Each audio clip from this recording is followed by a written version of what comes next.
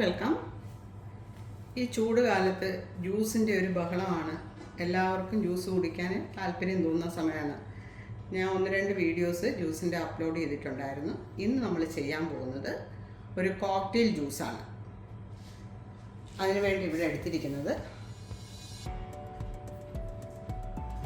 1 cup pineapple juice, 1 cup orange juice.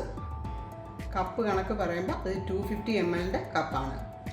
അതുപോലെ 1/2 cup mosambi juice, 1 table spoon നാരങ്ങ നീര്, 1 teaspoon ഇഞ്ചി നീര്, സോഡാ വെള്ളം അതല്ലെങ്കിൽ നോർമൽ വാട്ടർ, പഞ്ചസാര, ആപ്പിൾ പൊടിയായിട്ട് അരിഞ്ഞത്, പുതിനയില.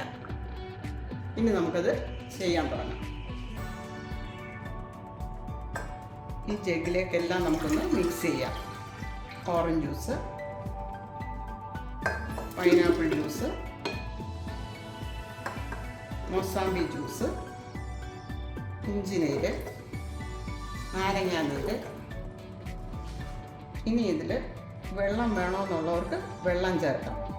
അതെല്ലാം ഇങ്ങനെ ജ്യൂസായിട്ട് പ്യുവർ ജ്യൂസായിട്ട് കുടിക്കണമെന്നുള്ളവർക്ക് അങ്ങനെയാകാം. ഞാനിവിടെ അതല്ലെങ്കിൽ സോഡാ വെള്ളം ചേർക്കാം. ഞാൻ ഇവിടെ വെള്ളമാണ് ചേർക്കുന്നത്, 1/4 കപ്പ്. പഞ്ചസാര 1 ടീസ്പൂണാണ് ചേർക്കുന്നത്. നിങ്ങൾക്കും അതിനെ നിങ്ങളുടെ ആവശ്യത്തിന് ചേർക്കാം. ഇനി ഇതെല്ലാം ഒന്ന് മിക്സ് ചെയ്യാം.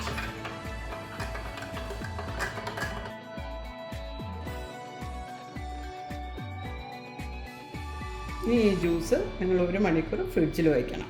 1 മണിക്കൂറാകുമ്പോൾ ആവശ്യത്തിനുള്ള തണുപ്പാകും. കൂടുതൽ വേണമെന്നുള്ളവർക്ക് അങ്ങനെയാകാം. അത് കഴിഞ്ഞ് അത് സെർവ് ചെയ്യുന്നത് ചെറുതായിട്ട് അരിഞ്ഞ് വെച്ചിരിക്കുന്ന ആപ്പിൾ ആദ്യം ഈ ഗ്ലാസിൻ്റെ അടിയിലിടണം.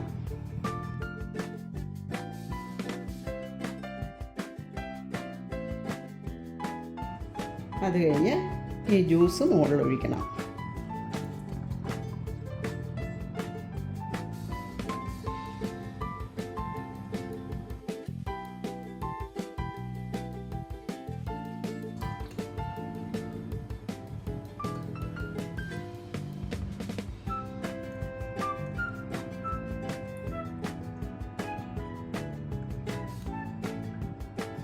ഇനി ഇതിൻ്റെ മുകളിൽ പുതിനയില മുറിച്ചോ അല്ലെങ്കിൽ മുഴുവനായിട്ടോ ഇടാം. ഞാനിത് മുറിച്ചാണ് ഇടുന്നത്.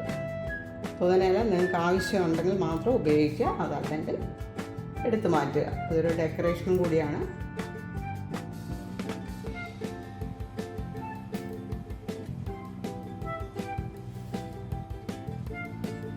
അങ്ങനെ നമ്മുടെ കോക്ടെയിൽ ജ്യൂസ് റെഡിയായി. എല്ലാവരും ട്രൈ ചെയ്ത് നോക്കണം. ഇത് നല്ലൊരു ജ്യൂസാണ്.